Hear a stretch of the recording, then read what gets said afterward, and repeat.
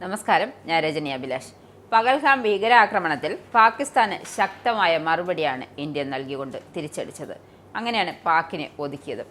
എല്ലാ തരത്തിലും പാക്കിനെ ഒന്നടങ്കം വിലങ്ങിടുകയായിരുന്നു ഇന്ത്യ. പാക് കരാറിൽ തുടങ്ങിയ തടയൽ സാമ്പത്തിക രംഗത്തും കയറ്റുമതി രംഗത്തും വരെ അതിന്റെ പ്രതിഫലനം ഇന്ത്യ കാണിച്ചിരുന്നു.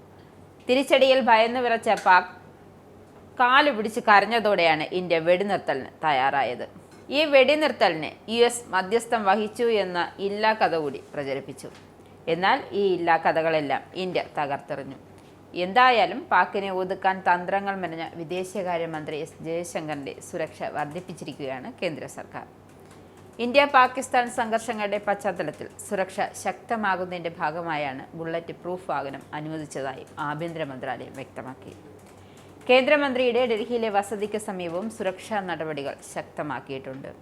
പഹൽഗാം ഭീകരാക്രമണത്തിനും ഓപ്പറേഷൻ സിന്ദൂറിനും ശേഷം അതിർത്തിയിൽ നടന്ന ഇന്ത്യ പാക് സംഘർഷങ്ങളുടെ സാഹചര്യത്തിലാണ് ഈ തീരുമാനം. Z കാറ്റഗറി നാഷണൽ സെക്യൂരിറ്റി ഗാർഡിൽ നിന്നും 6 കമാൻഡോകൾ, ലോക്കൽ പോലീസിൽ നിന്നും 22 ഉദ്യോഗസ്ഥർ എന്നിവർ ബുള്ളറ്റ് പ്രൂഫ് വാഹനത്തിൽ ഉണ്ടായിരിക്കും. കൂടാതെ എസ്കോർട്ട് വാഹനങ്ങളും അനുവദിക്കും. വധഭീഷണിയെ തുടർന്ന് ജയശങ്കറിന് Z+ സുരക്ഷ നേരത്തെ നൽകിയിരുന്നു. 24 മണിക്കൂറും CRPFന്റെ 33 കമാൻഡോകളെ സുരക്ഷയ്ക്കായി വിന്യസിച്ചു. സുരക്ഷ വർദ്ധിപ്പിക്കുന്നതിനായി Y കാറ്റഗറിയിൽ നിന്നും Z കാറ്റഗറിയിലേക്ക് മാറ്റിയിരുന്നു. ഇന്റലിജൻസ് ബ്യൂറോയ്ക്ക് ലഭിച്ച ഭീഷണിയുടെ അടിസ്ഥാനത്തിലാണ് സുരക്ഷ വർദ്ധിപ്പിച്ചത്. ജയശങ്കറിന്റെ വസതിയിൽ 12 സായുധ സ്റ്റാറ്റിസ്റ്റിക് ഗാർഡുകൾ, 6 പേഴ്സണൽ സെക്യൂരിറ്റി ഓഫീസർമാർ, 12 സായുധ എസ്കോർട്ട് കമാൻഡുകൾ, 3 വാച്ചർമാർ, പരിശീലനം ലഭിച്ച 3 ഡ്രൈവർമാർ എന്നിവരെ 24 മണിക്കൂറും വിന്യസിച്ചിട്ടുണ്ട്.